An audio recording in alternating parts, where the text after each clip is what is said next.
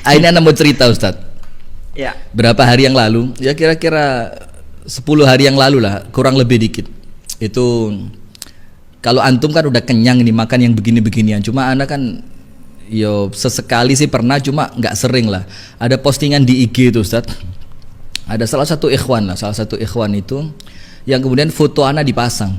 Di sampingnya ada tulisan Kitabut Tauhid gitu ya, Asy-Syaikh Muhammad At-Tamimi. Kitab ma'ruf ini antum tahu juga. Nah, sudah kemudian tulisannya gini Ustadz, hati-hati ikhwan gitu ya. Jangan tertipu dengan pembahasan kitab tauhid dari Ustadz ini gitu kan. Kemudian di bawahnya termasuk nama antum di tag Ustadz. Wah, ini keren ini. Ana mau nama antum di tag.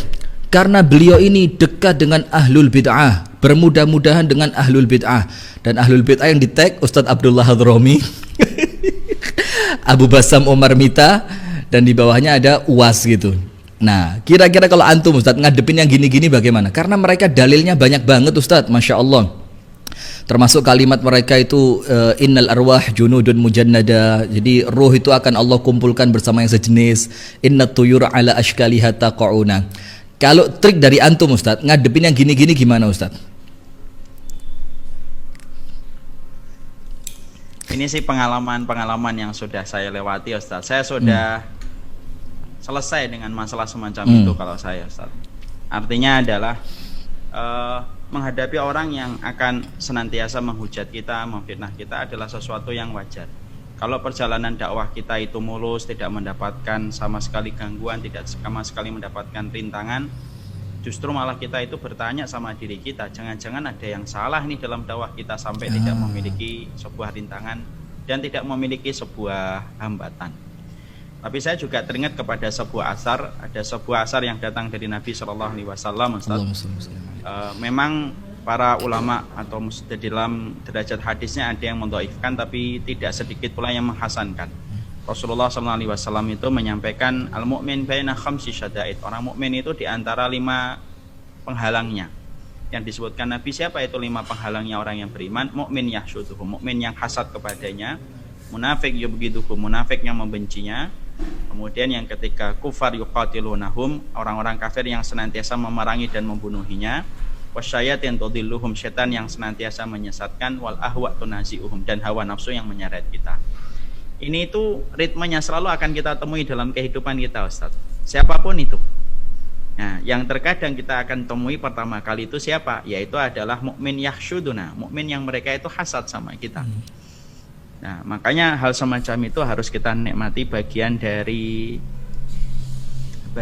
penak-peniknya dakwah Ustaz. Kalau dakwah itu gampang, namanya bukan dakwah, itu namanya ngajar kuliah di mata fakultas umum yang mana tidak memiliki hambatan. Kan kita bukan ngajar, kita ini mengajak kepada yang hak. Dan salah satu makna yang hak itu persaudaraan. Saya itu heran terus terang Ustaz, hari ini itu orang yang mengajak bersaudara itu seakan-akan tidak mengerti sunnah. Orang yang ngajak musuhan sama orang yang beriman itu seakan-akan mewakili sunnah. Padahal semua ayat-ayat yang saya dapatkan, semua hadis yang saya dapatkan menyuruh kita saling bersaudara sesama ahlu sunnah, sesama orang yang beriman ya, kecuali orang-orang yang telah menyimpang dalam pokok-pokok akidah.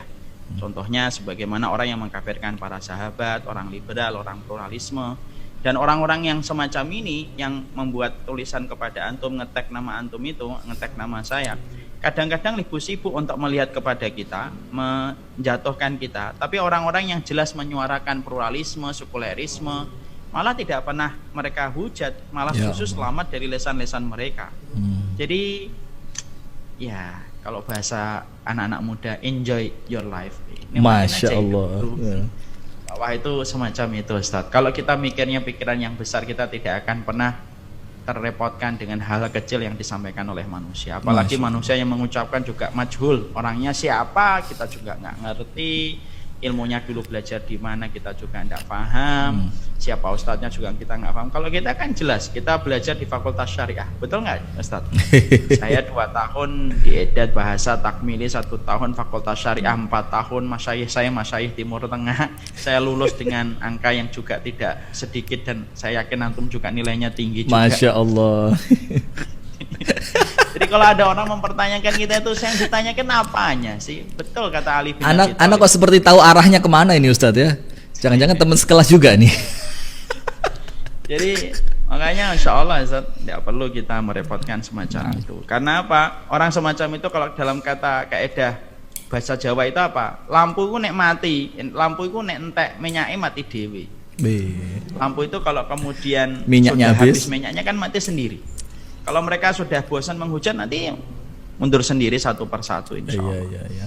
Ya, makanya saya tuh selalu menyampaikan Ustaz, 5 kaidah yang harus diperlakukan ketika orang itu ngaji gitu. Mungkin antum pernah dengar gitu, dan saya yakin antum pernah mengkaji. Pertama, menentukan standar kebenaran itu bukan kepada kelompok tetapi kepada sifat dan karakteristiknya. Kalau mengembalikan kebenaran kepada kelompok ya gaya-gaya semacam itu akan banyak. Yang kedua, yaitu adalah jangan fanatik buta. Kan fanatik buta muncul pertama kali dari kalangan Yahudi. Lalu su'ul khuluqi yu'ti, penyakit buruk nular, sampai akhirnya kaum muslimin mereka fanatik buta. Dan ironisnya, orang yang paling mengaku itu biasanya orang yang paling bermasalah Ustaz. Orang yang mengaku paling NKRI biasanya paling bermasalah juga. Orang yang paling mengaku paling Islami ya biasanya paling bermasalah.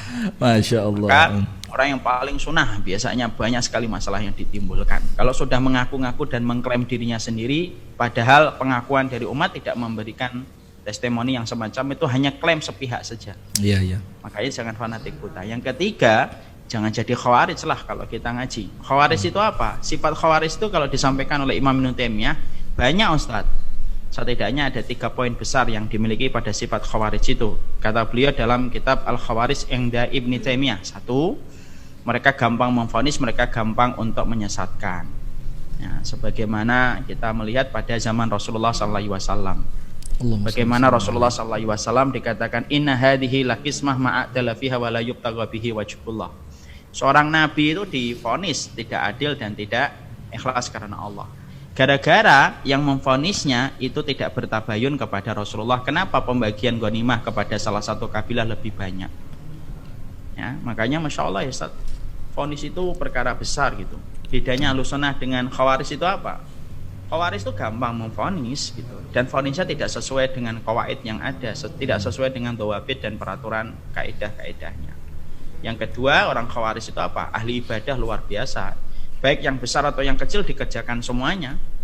Makanya kan kata Rasulullah, Quran kamu tidak akan sama menandingi Qurannya mereka, sholat kamu tidak akan pernah mampu menandingi sholatnya mereka. Artinya orang-orang Khawarij itu Masya Allah di sisi ibadah itu luar biasa dalam yang wajib dan yang sunnah. Bukan berarti kita tidak beribadah, kita tetap beribadah. Jangan sampai nanti malam kita tahajud, nggak jadi daripada nanti Khawarij, nggak gitu juga.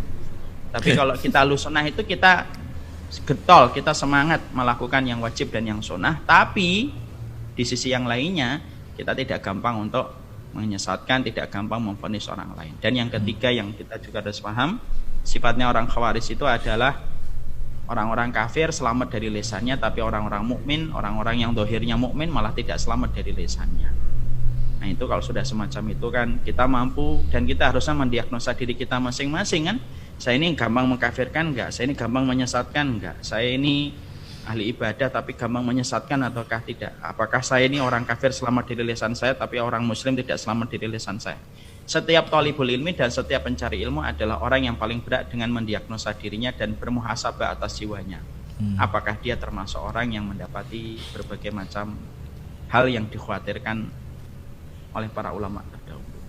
Kemudian yang keempat ya harus mengerti perbedaan para ulama. Kemudian yang kelima ya ambil yang baik, buang yang buruk. Kita gunakan kaidah itu pada takaran yang sebenarnya. Jangan sampai berlebihan, jangan sampai menolak kaidah itu. Karena kaidah itu adalah kaidah yang sebenarnya sejatinya adalah ambil yang baik, buang yang buruk. Kalau yang salah jangan diambil, yang baik diambil. Bukankah Ibnu Qudamah mengambil kitabnya Imam Al-Ghazali Ustaz? Betul nggak Ustaz? Ya kan sampai jadinya Minhajul Qasidin, ya atau tidak Ustaz? Iya sah. Semacam itu. Wallahu a'lam bishawab. Masya Allah. Jadi senyumin aja ya Ustaz, santai aja gitu. Santai. Saya sudah melewati masa-masa itu. Iya, maka kita bincang begini Ustadz, ini kayak ngadem no hati gitu Ustadz. Bayangin kenapa? Foto kayak ngadem no hati Ustadz.